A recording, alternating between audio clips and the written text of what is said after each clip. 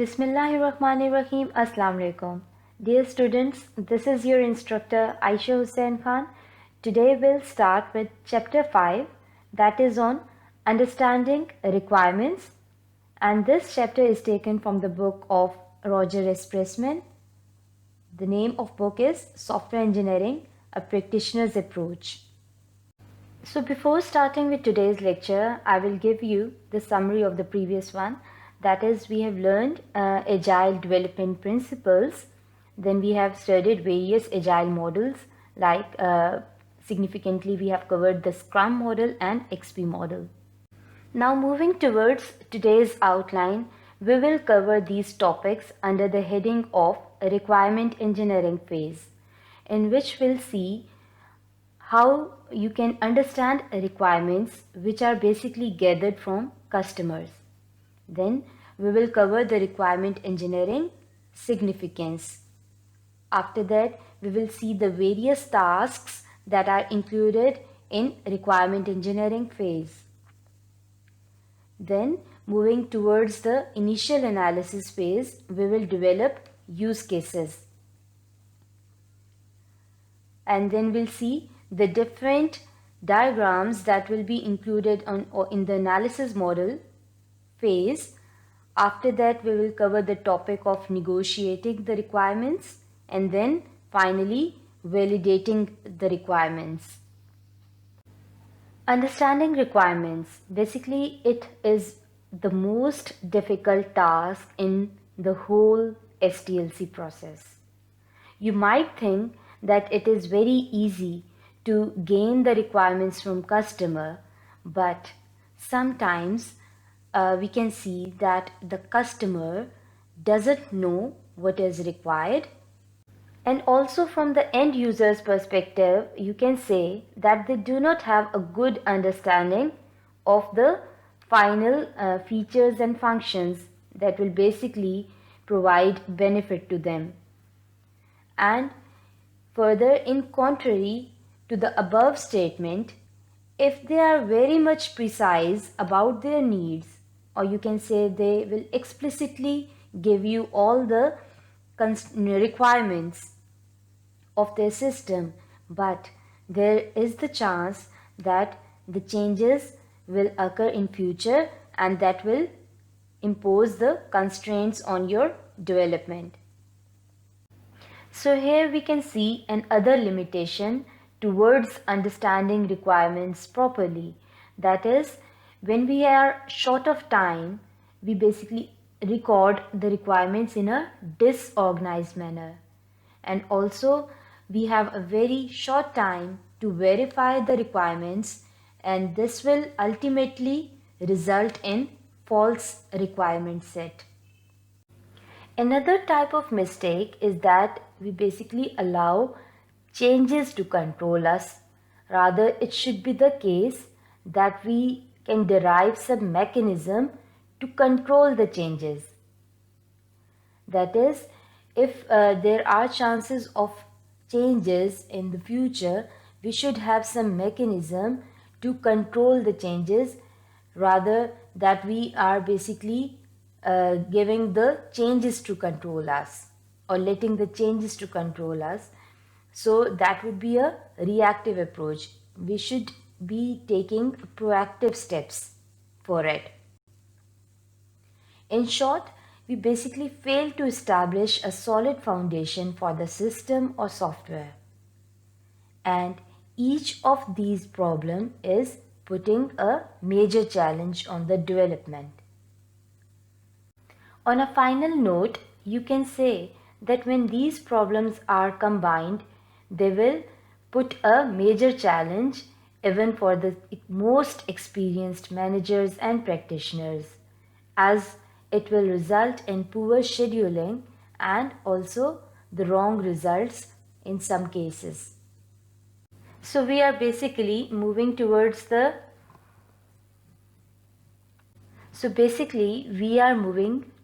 solution to these problems, whether they exist or not. You can say that there are some techniques that will be discussed in this chapter, and these techniques are basically not a true solution to these challenges, but they will provide a solid approach or a technique for addressing these challenges. Formally starting with the requirement engineering phase, we will see its significance first, and then we will move towards the techniques and tasks this phase will include. So here are some of the findings. You can say it is a motivation towards requirement engineering phase.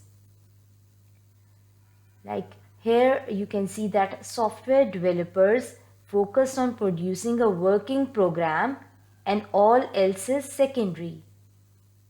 This is very attractive argument, but this will work only for small projects that will last for less than a month or shorter than this time period.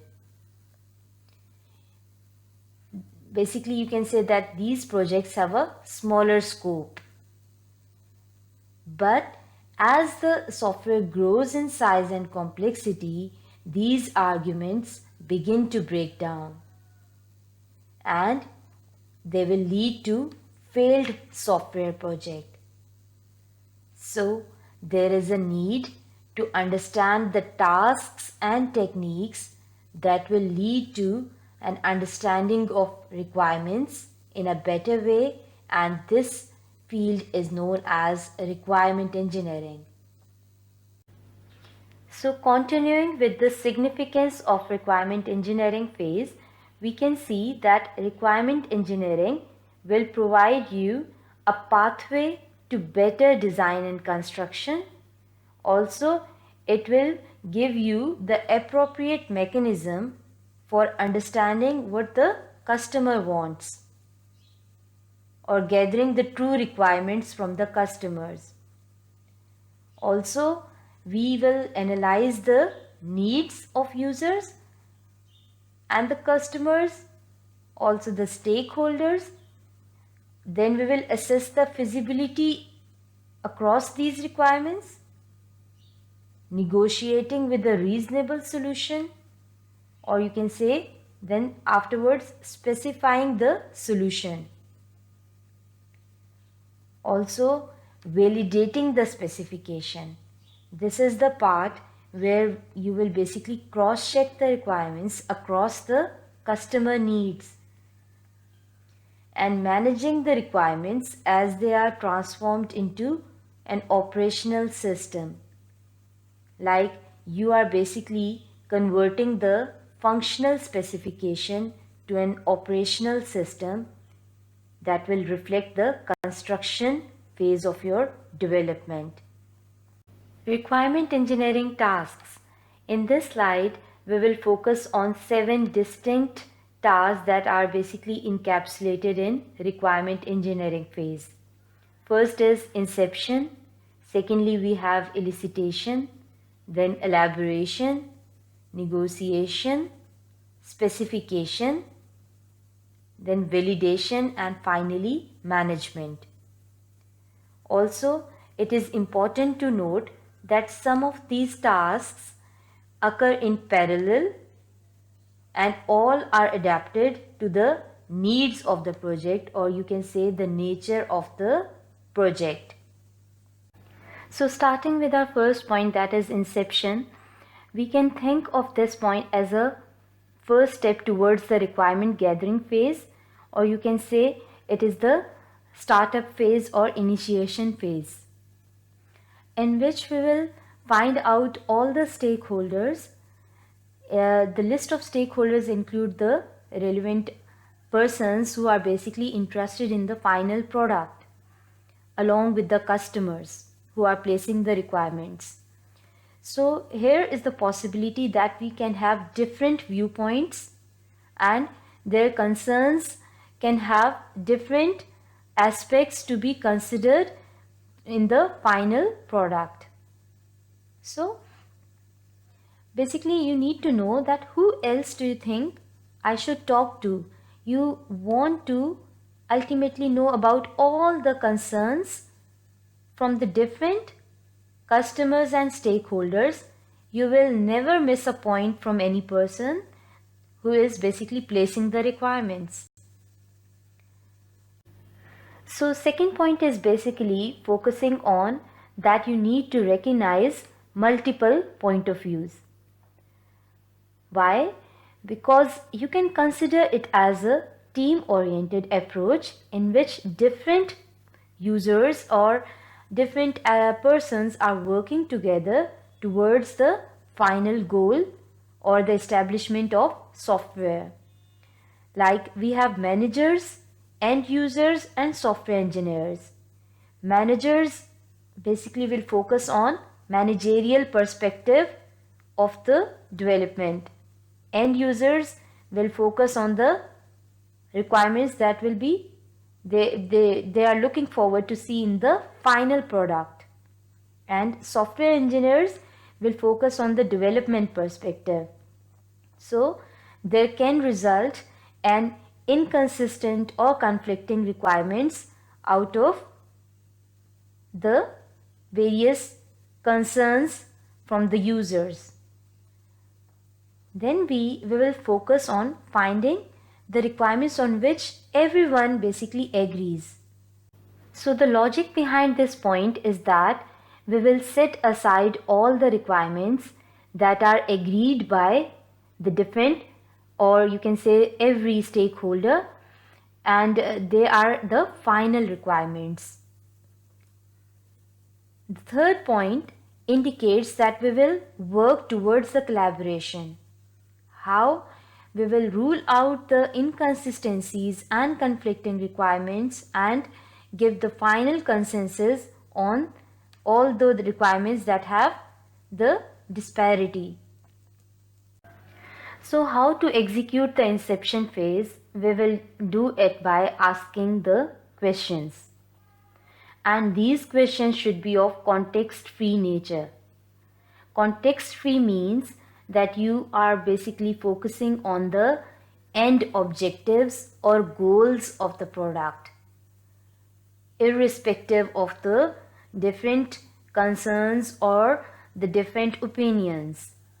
So these are the straightforward, or you can say the direct questions that will result in the ultimate objectives and goals of your system, as they will help to identify all the stakeholders, overall goals and benefits of the project.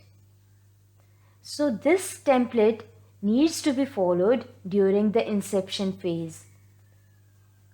So following this, here is the first question set that will be placed against the different concerns of stakeholders. That is, you need to find who is behind the request for this work. First, you will try to have the answer to this question.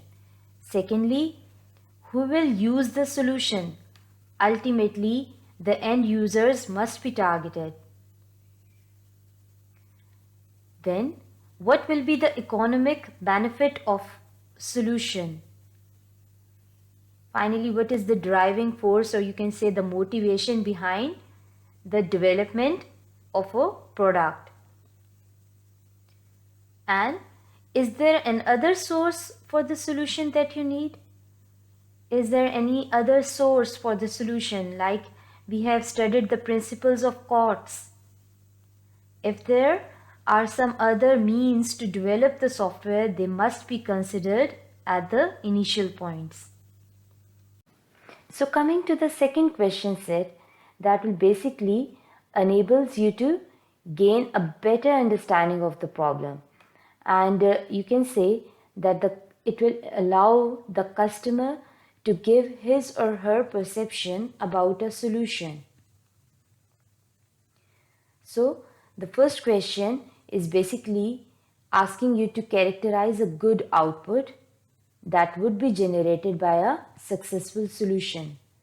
So what is basically the baseline solution for your system, or you can think the requirements that are basically placed by the users should be the answer to your system.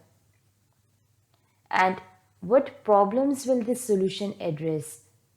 Again, the motivation behind the system or the ultimate answer to the problem that you have acquired in the start from user. Thirdly, can you show me the business environment in which the solution will be used? So it is the must thing to say that you should introduce or you should have a complete idea of the domain in which you are basically developing your the system or the software. Will special performance issues or constraints affect the way the solution is approached? So you need to consider the limitations and constraints. It can have the view of design and implementation constraints that are basically should be talked about. So coming to the final set of questions that focuses on effectiveness of communication, you can say that this question set will provide you the means of verification of an entire inception phase by asking such questions like, are you the right person to answer these questions? It is a self-explanatory question that is basically putting your focus on the right person or the respective authority to answer all the questions. Are your answers official, like it is leading to an authority? Are my questions relevant to the problem that you have? Are these basically questions are letting you to give the correct information about your system? Okay, if this is, then you put your answer here, yes or no. Am I asking too many questions? Again, a self-explanatory question. Can anyone else provide additional information, like from the intended audience, or you can say the stakeholders and customers, if there is anything else left out, so it will be discussed. Should I be asking you anything else? If there are certain other requirements that must be the part of system, it can be discussed here at the last question, or you can say the last extent in which you are basically putting the other requirements. Now coming to the second step of requirement engineering phase, that is requirement elicitation, and it includes the collaborative requirement gathering process, quality function deployment, in short you can say it as QFT. Then we have usage scenarios and final work products that will be gained from elicitation process. Now coming to the first step of elicitation phase, that is collaborative requirement gathering.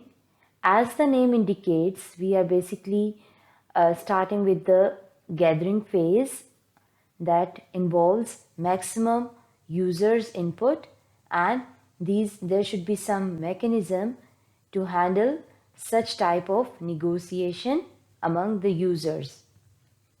So meetings are conducted and attended by both the software engineers and customers. Then rules for preparation and participation are established.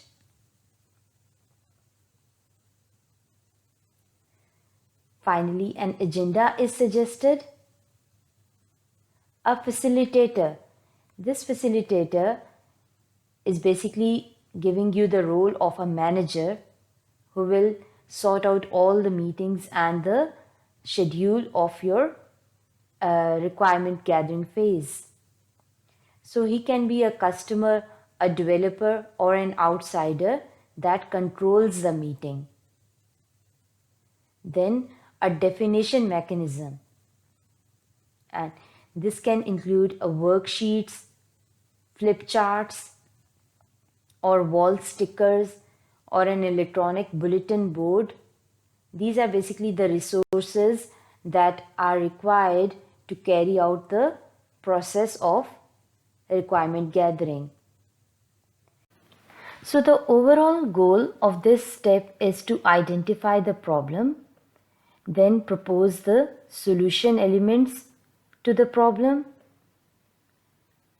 and after that we negotiate different approaches towards the solution, and then we specify a preliminary set of solution requirements. These are the initial requirements and they must be refined in the later steps of elicitation phase.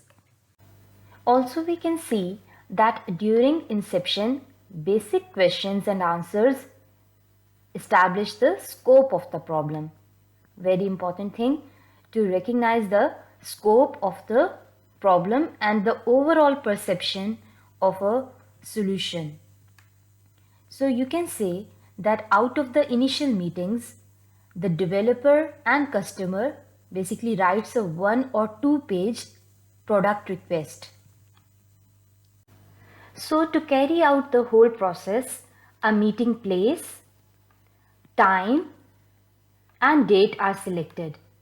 Also, a facilitator, or you can say a managerial role, is also chosen, and the attendees from the software team and other stakeholders basically are invited to participate in the meetings.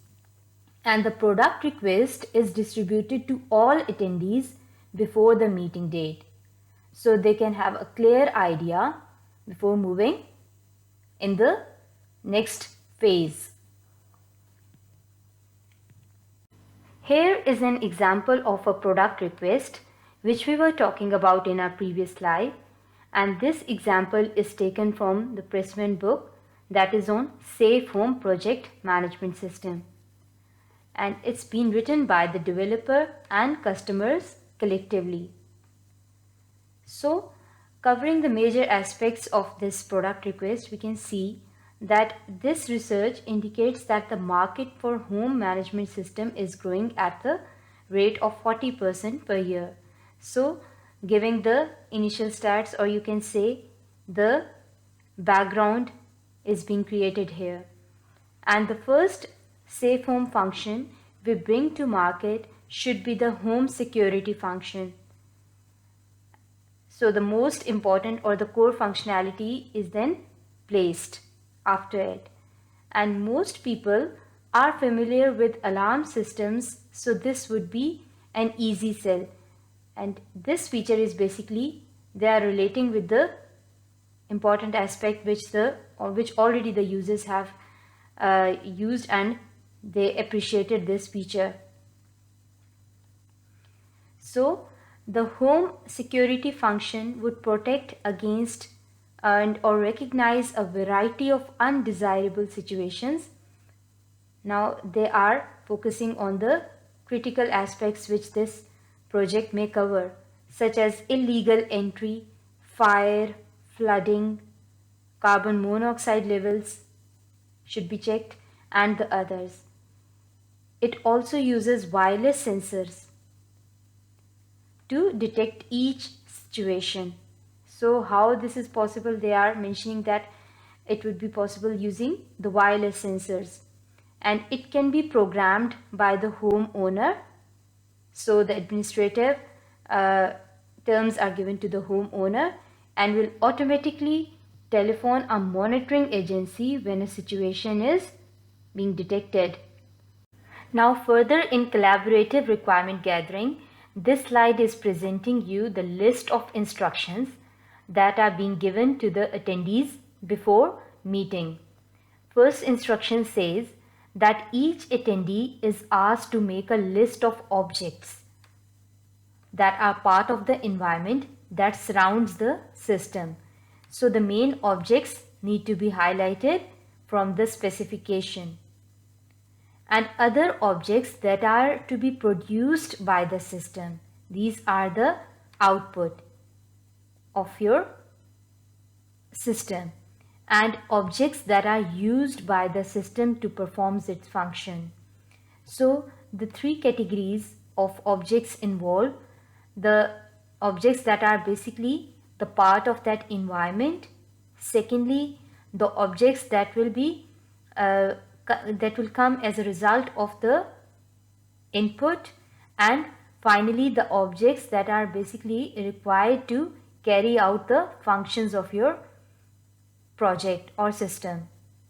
Secondly, each attendee is asked to make another list of services, and the services basically include the functions and the process that manipulates or interact with the objects.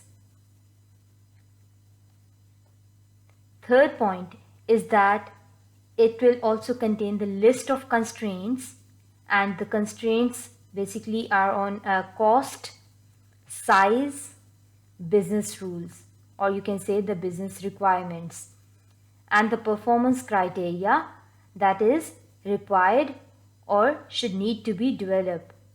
And performance criteria includes the speed, accuracy, and overall the throughput, or you can say the output of a system. Lastly, the attendees are informed that the list should not be exhaustive but are expected to reflect each person's perception of the system. So, it is according to the needs of a system or the requirements that he or she must think that it should be the part of a system.